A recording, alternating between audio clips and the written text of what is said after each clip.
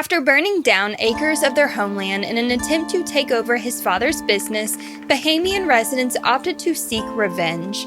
But rather choosing violence, they decided to spare his life, but not without enduring supernatural consequence. But before we begin, if you love cryptids and want to learn the full story, both the legends and the facts delivered as a narrative story, then this guided tour is for you. Fly on over and tap the subscribe, like, or review button depending on where you watch or listen. Now, grab your brightest colored attire and don't forget your manners. The tour is about to start. I'm Elaine, and you're touring cryptids across the Atlas.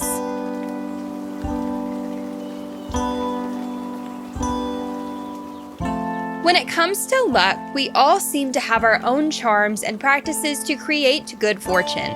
For some, it's carrying around a lucky rabbit's foot, finding a 4-leaf clover, or even repeatedly seeing the number 7. For others, it's more ritualistic, like rubbing Buddha's belly, Caesar's hand, or kissing the Blarney Stone.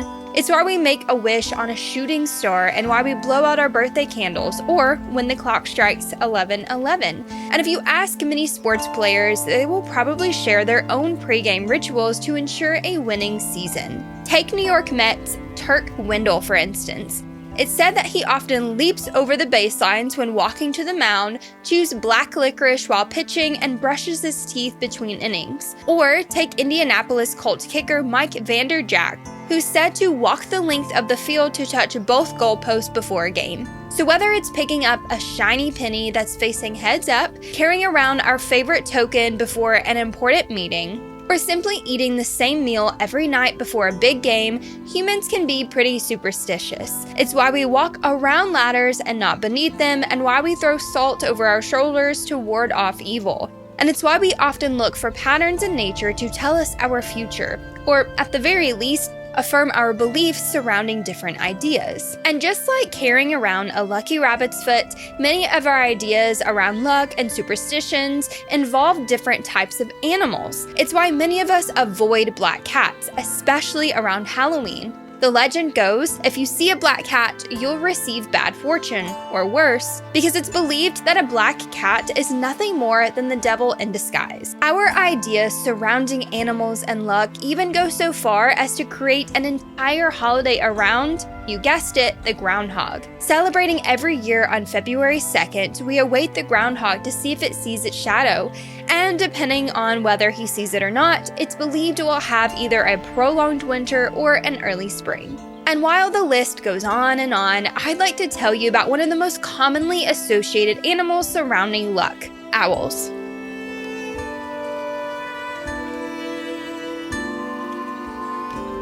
Historically, owls have various connotations from around the world. In Greek mythology, owls were revered as they were considered wise, noble, and protective in battle. In English folklore, the barn owl was depicted as sinister because it was associated with being a bird of darkness and a harbinger of death. In different parts of Africa, owls were often considered messengers of witches due to their nocturnal intuition. And according to some Native American beliefs, owls weren't even considered to be birds at all, but shapeshifters or restless spirits of the dead. From being the token of wisdom and power to witchcraft in the underworld, it's easy to see that humans have a love-hate relationship with these creatures. But for Bahamians, the owl, or the Chickcharney as it is known there, is neither good nor bad. No, the Chickcharney is merely a reflection of how you treat them. Now, before we dive into how owls have influenced cryptozoology, I want to start off by saying that I love owls.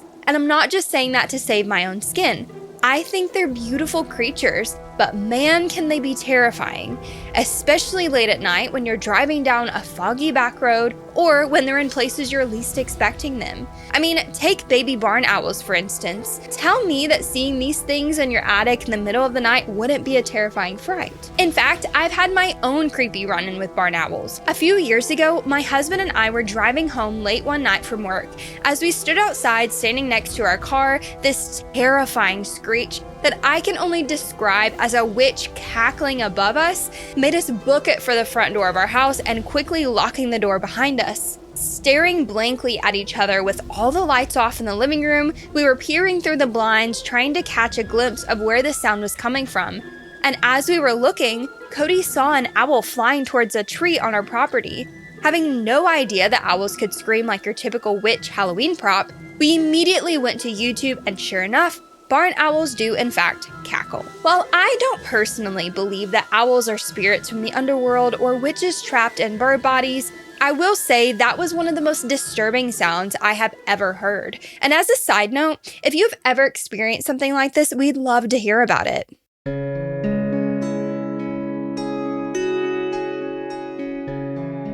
The Chickcharney, while not believed to be an evil spirit, is often described as having the face of an owl, standing roughly 3 foot tall and covered with fine feathers that resemble fur, calling Andros Island its home. Bahamian natives have also commonly described the Chickcharney as having 3 fingers, 3 toes, and large piercing red eyes with the ability to turn its head nearly 360 degrees, typical of an owl. But some natives also believe that the Chickcharney has a prehensile tail, one that helps them grasp and hold on to the trees as they make their homes by tying the tops of 2 pine trees together. Many Andros Island residents believe that the Chickcharney, while owl-like in appearance, are actually more elfin or goblin in nature due to their mischievous, easily offendable, and sometimes aggressive behavior. Because of this, many Bahamian locals warn that if you come in close contact with these creatures, it's best to be polite. Oh, and they love bright colors. If you're visiting their island, it's best to bring them a brightly colored flower as a gift, or at the very least, dressed in your brightest colored attire. But double-cross one and you're sure to fall on hard times. Laugh and mock them still, and not only will they curse you with bad luck, but they're likely to forcibly twist your neck 360 degrees. Pretty much, just treat them kindly and they'll gift you with good luck on your way.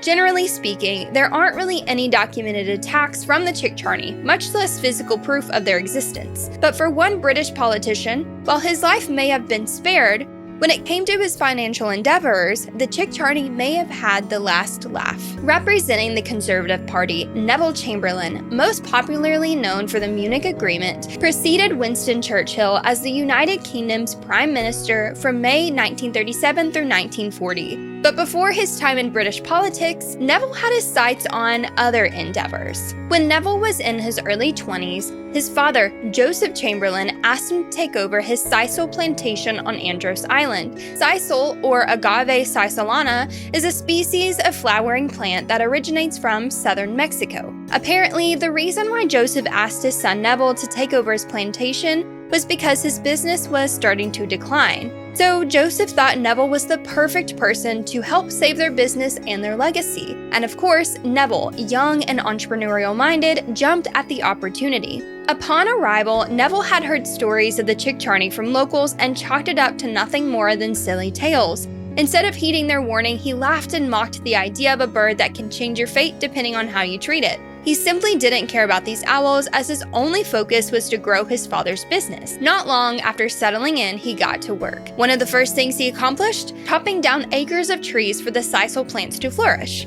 But these weren't just any old trees. No, these were the homes of the supposed Chickcharney. Not only did Neville scoff the idea of these birds, but he also tore down their homes for his personal gain. I don't know about you, but making fun of somebody and then tearing down their house doesn't seem like it would beget good karma. But like they say, what goes around comes around. After spending 6 years on Andros Island, destroying its subtropical forests to try and re-spark an already declining business, Neville had no such luck. Eventually, he gave up trying to build the family business and decided to make his way back home. But not without going in debt first. His financial downfall ended up costing his family what would be considered $4.2 million in present day. Some might argue that the business failed simply because trying to grow plants that weren't native to the island was just a bad business move. But Bahamian locals have a different theory. They believe that the Chamberlain family's misfortune was due to the Chickcharneys getting even. But supposedly a large financial debt wasn't all. It seems like they had something else up their sleeves. What's more is that years later, in September of 1938, the Munich Agreement that basically gave over Czechoslovakia to Nazi Germany to appease Adolf Hitler backfired. This agreement was put in place by Nazi Germany, the UK, France, and Italy. And unfortunately, the Munich Agreement, in an attempt for peace, was later coined the Munich Betrayal because of a previous 1924 alliance agreement and a 1925 military pact between France and the Czechoslovak Republic. Ultimately, many people lost their respect for Prime Minister Neville Chamberlain. Even Winston Churchill is quoted by saying, "Poor Neville will come badly out of history. I know I will write that history."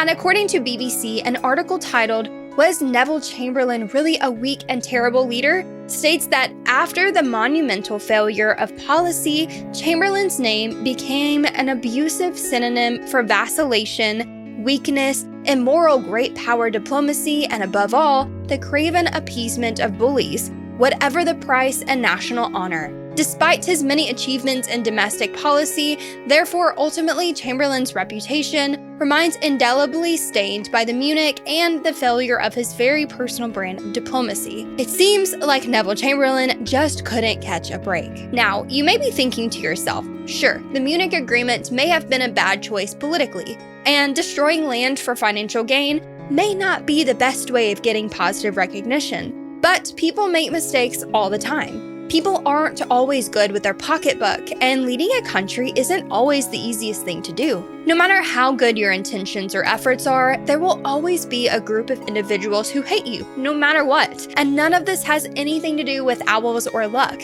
especially not cryptids that have the power to make or break your financial endeavors. But what if the Chickcharney did exist at a different time and were recognized by a different name?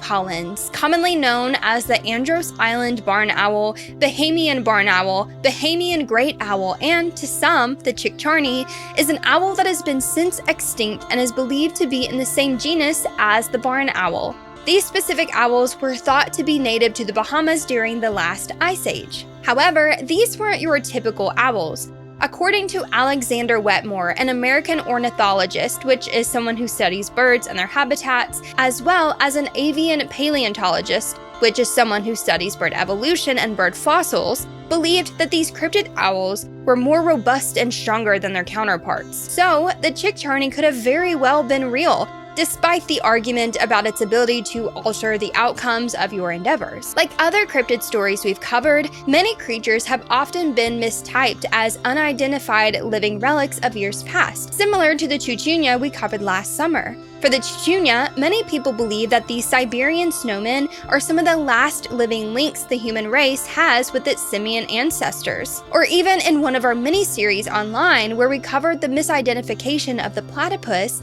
in the 1700s, it's easy to call something a cryptid when it goes against what we believe to be true. But just because something seems to go against all odds doesn't mean our belief can't somehow influence the truth. If you carry around a lucky charm before each baseball game, does it really increase your chance of winning? Or if you rub Caesar's hand before hitting the slot machine, does it really increase your chance of pulling 777s? And if you're vacationing in the Bahamas and make fun of an owl's appearance or don't bring in a small gift, can you really go broke when you return home? Well, if you've won the national championship every year by wearing the same pair of socks, or always scored the jackpot after rubbing a golden statue, maybe there's something to this whole luck thing after all. And in Neville Chamberlain's case, being rude to a native resident, no matter how silly it may have seemed, didn't really age well for him, now did it? If you love cryptids and want to learn even more about the creatures we just talked about, find us on TikTok or Instagram. Just search username @TheCryptidAtlas. By the way, the episode you just witnessed is both a podcast and YouTube video, so whichever format you prefer, we have you covered. Also, check out our interactive cryptid map to browse the globe and learn about cryptids from your favorite areas. Every episode we make adds another pin to our map. You can find our social channels, the map, and more at thecryptidatlas.com. And when you find us, be sure to tap that follow button and get in on the action by dropping a comment on our recent videos. If you enjoy the show, consider sharing it on with a friend. Sharing the spooky love with someone else is the best compliment you could ever give us. And if you listen on Apple or Spotify, consider leaving an honest review to help other listeners know what to expect. Thanks for touring cryptids across the Atlas. Until next time, keep your eyes open. You never know what you might see just on the edge of the road.